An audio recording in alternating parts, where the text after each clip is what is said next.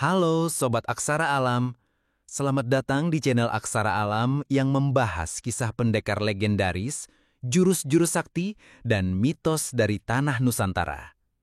Hari ini kita akan membahas satu tokoh yang nyeleneh, kocak, tapi sangat sakti.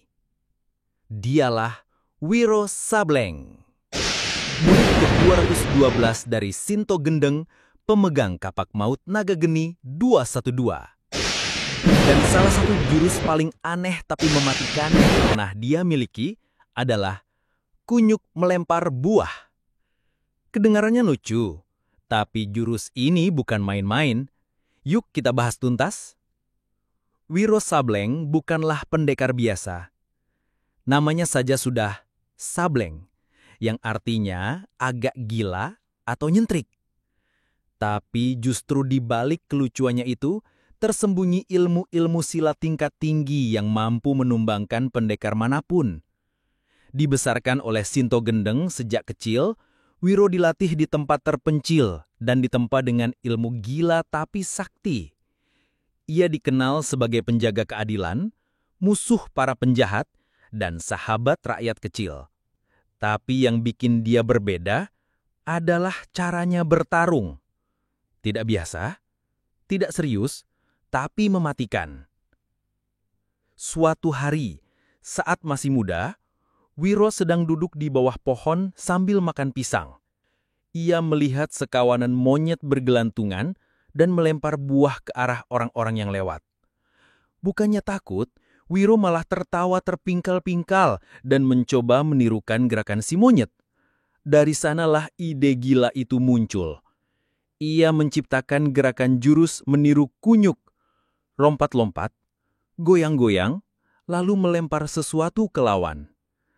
Awalnya hanya iseng, tapi ketika dilatih dan ditambah tenaga dalam, jurus ini menjadi sangat berbahaya.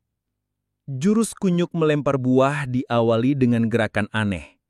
Wiro memonyongkan bibir, loncat-loncat, bahkan menggaruk-garuk kepala seperti monyet.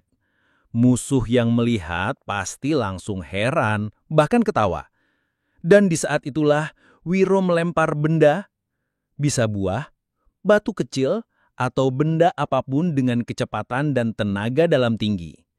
Sasarannya bukan tubuh, tapi titik lemah, mata, leher, dan sendi. Sekali kena, lawan bisa terjungkal atau bahkan pingsan karena energi dalam lemparan itu sangat besar. Jurus ini sangat efektif karena musuh sering meremehkan, lalu kaget dan kalah. Dalam sebuah kisah, Wiro dikepung oleh 5 pendekar bayaran di hutan Randu Alas. Mereka semua membawa senjata tajam, wajahnya garang, siap menghabisi sang pendekar 212. Tapi Wiro hanya berdiri santai. Tiba-tiba, dia mengeluarkan jurus kunyuk melempar buah. Ia melompat ke pohon, mengeluh seperti monyet dan melempar batu kecil ke arah mereka.